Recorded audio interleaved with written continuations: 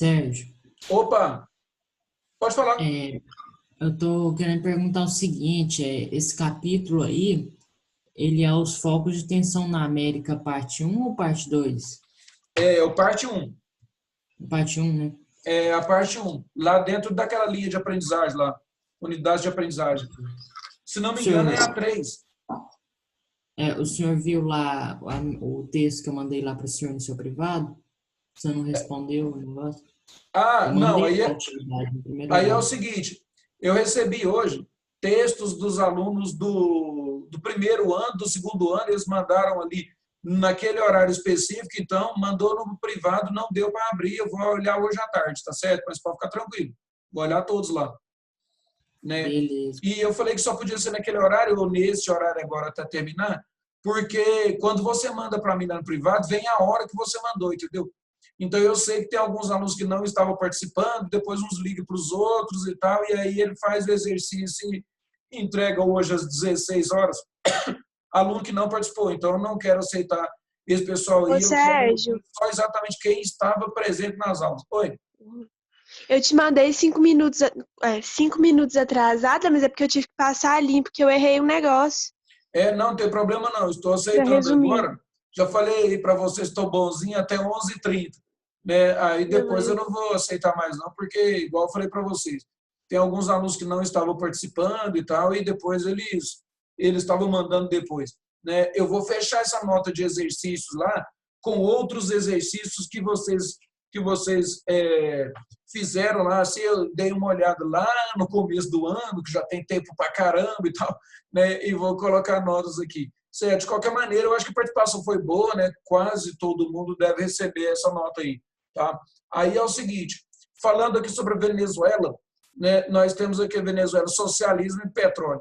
Quando se fala sobre Venezuela, nós estamos falando sobre, né, eu vou falar aqui sobre a atualidade, que a Venezuela, situação bastante difícil nos dias de hoje, né? Antes de falar da história deles, nós podemos comentar aqui com vocês aquela questão ali do petróleo aqui na Venezuela, né? Então, nós estamos gravando hoje, né, 2020, não sei se isso vai ficar quanto tempo lá no YouTube, mas é o seguinte, nós temos hoje, falar da atualidade deles, uma crise sem precedentes na Venezuela, uma questão muito, muito grave mesmo econômica na Venezuela.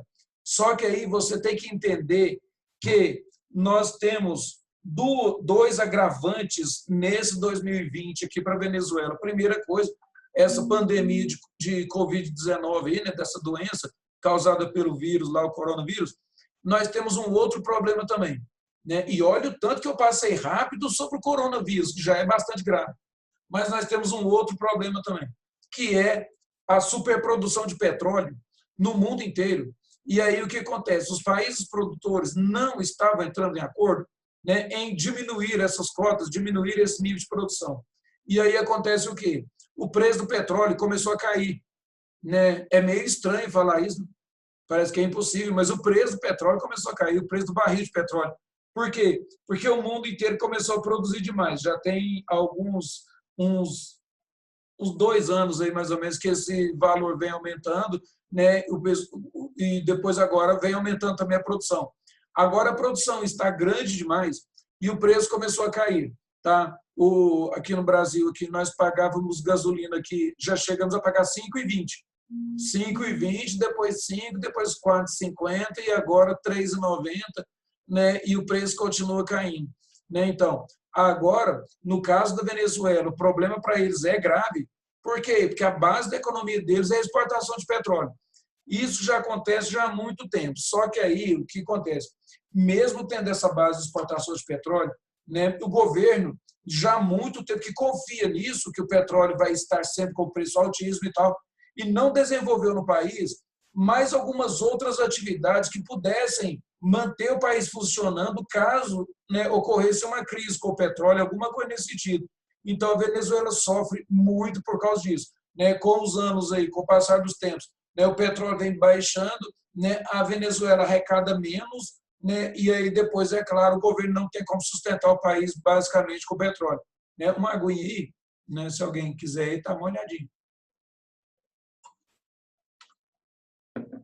Então, nós temos aí a Venezuela com esse problema grave, onde nós já tivemos, né, o ano passado e esse ano agora, né, uma quantidade grande de pessoas saindo do país, né, da Venezuela lá, migrando para qual país?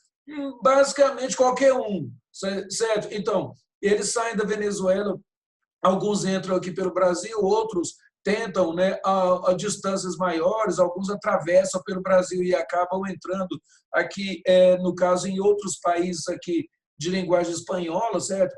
Fica mais fácil, digamos assim, né, para eles, mas eles estão se debandando, saindo mesmo da Venezuela em grande quantidade. Tá? O Brasil pensou em proibiu por algumas horas lá, assim, depois liberou uma entrada lá outra vez, tá certo? Então, no Brasil já temos muitos venezuelanos espalhados, tá certo? O Brasil, naquela região norte ali, assim, começou a receber muitos imigrantes, né, às vezes ilegais e tal, passando sem documento nenhum e tal, né, muitos venezuelanos. E há 3, 4 anos atrás nós recebemos também muitos haitianos, né? Os haitianos entrando aqui no Brasil, aí não tem a proximidade da língua, né? Nós aqui falamos português e o pessoal do Haiti lá é francês. Então, o que acontece? O Brasil tem recebido muitas dessas pessoas lá pela região norte lá e, no caso, fugindo da problemática econômica são os venezuelanos, tá certo? Aqui tem um pouco da história da Venezuela, a gente vai falar aqui sobre ela, né, falando sobre ela aqui, as ditaduras e tudo, mas aqui embaixo, né, aqui na lateral 3.1, aqui nós temos Hugo Chávez, né, depois de tantos presidentes, o Hugo Chávez é uma pessoa tão diferenciada assim, né, nos seus acertos e nas suas bobagens também, né, que ele acaba se destacando lá, certo? Então, no texto aqui, apesar de ser país da América do Sul sob o regime democrático há mais tempo, Venezuela não foge à tradição de instabilidade da região. Ou seja, ela é realmente um país latino-americano.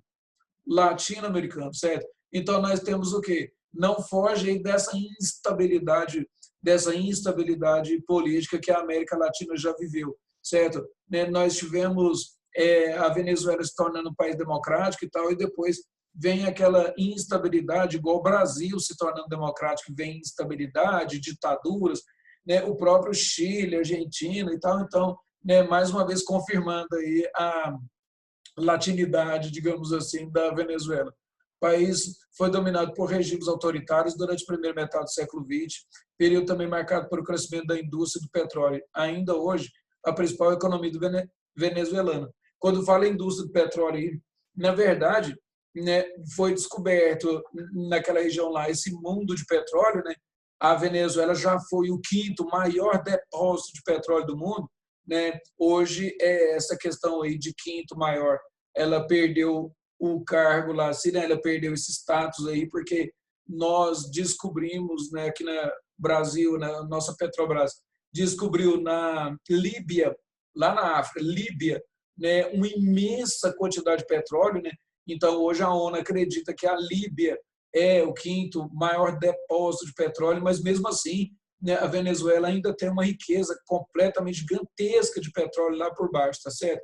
Então, quando fala aí, primeira metade do século XX, foi na primeira metade, sim, né, eles começaram a vender esse petróleo, contrato com os americanos para muitos anos e tudo, né? Então, parecia que a Venezuela poderia se desenvolver como se desenvolveram alguns países que dependiam também de petróleo, tipo a Arábia Saudita, o próprio Dubai, né, que é o pessoal dos Emirados Árabes Unidos ali, né? Mas a Venezuela começou a se desenvolver bem e depois começou a ter problemas econômicos, né? A dependência total do petróleo fez com que ela se tornasse um país bastante frágil, né? Citar um exemplo aí de crise de petróleo e tal, né? A gente tem aquela lá de 73, né, onde o petróleo aumentou demais o preço, alguns países deixaram de comprar, entendeu? Aí, mais tarde, o Brasil até desenvolve, né, aquele programa do pró-álcool, né, para usar álcool ao invés de gasolina, esse tipo de coisa, né? Hoje em dia, né, nós temos petróleo com grande oferta no mundo, por isso que o preço baixou. Mas se nós tivéssemos hoje um problema de falta de petróleo, né, nós colocarmos os nossos carros andando a álcool, não iria resolver o problema, não seria aí o caminho, tá certo? Em 73 nós tínhamos um gasto aqui no Brasil, um gasto enorme de gasolina, né? Era para isso, né? Para gasolina, basicamente, que a gente importava um monte de petróleo, e hoje em dia, por exemplo, né? No Brasil, no caso, a nossa gasolina sobra, né? Hoje em dia, no mundo inteiro, nós usamos tantos derivados de petróleo, tantos derivados, que a gasolina é um produto que acaba sobrando. Se a gente passar os carros de um determinado país para álcool, o país vai ter um problema sério na sua indústria de tantos subprodutos de petróleo que nós temos que usar, entendeu? Então, hoje, a gente não resolveria o problema simplesmente passando carros para utilização do álcool, tá certo? Se você olhar, basicamente, o carro aí é fabricado quase tudo de petróleo, né? Você tem a borracha dos pneus, que ela é sintética lá, assim, certo? Grande parte daquilo é petróleo, a tinta, todas as partes de plástico dentro do carro, lá, assim, estofamentos, teto, painel, volante, né? Os pisos todos lá, assim, aquelas partes de plástico ali, assim, e tal, né? Nós temos as lanternas, né? Nós vamos olhar lá, tem os lubrificantes diversos, borrachas internas lá, né? E os registros que seguram os lubrificantes lá dentro, né? Aquelas partes de plástico ali, assim, certo? Então, nós temos uma quantidade gigante de petróleo colocado no carro. E o carro é só um produto, né? Tem muito mais produto usando esses subprodutos de petróleo, então hoje não seria o caso resolver o problema aí simplesmente colocando os carros andando a álcool, tá certo?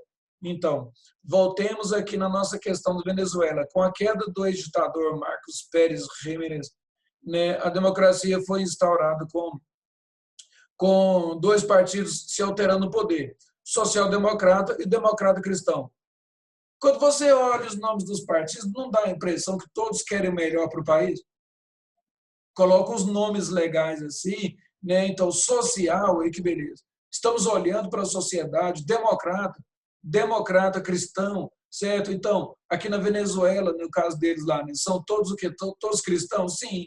Né? Então, no primeiro momento lá, todo mundo católico, e mais tarde, né, aparecendo lá umas outras religiões lá, assim, né, que o pessoal aqui no Brasil chama de evangélicas, mas são pessoas também que acreditam na santidade de Cristo. Então, democrata cristão parece bastante simpático, né? Mas acontece que, às vezes, entre esses países, entre esses partidos, existem algumas disputas encarniçadas entre eles para tomar o poder, tá certo?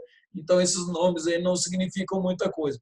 Se alterando o poder. Então, depois, assim, passou a ser conhecido por sua grande instabilidade política e em um continente problemático, com vários regimes ditatoriais. Tá?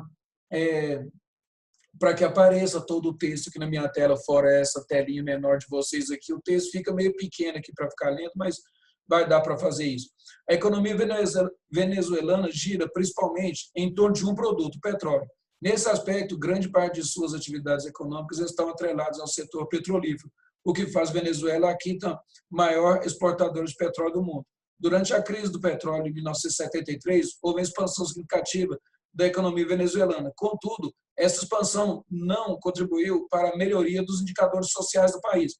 Sublinha aí, quem gosta de sublinhar, é isso aí que é interessante, que aparece nas provas minhas, aparece nas provas do Enem, né? A não melhoria, eu mesmo sublinhei aqui na minha, aqui, né, para depois cobrar disso aí de vocês, mesmo com essa expansão aí, né, em 73, quando o petróleo foi lá para cima o preço, mesmo com essa expansão, né, os indicadores sociais da Venezuela não melhoraram.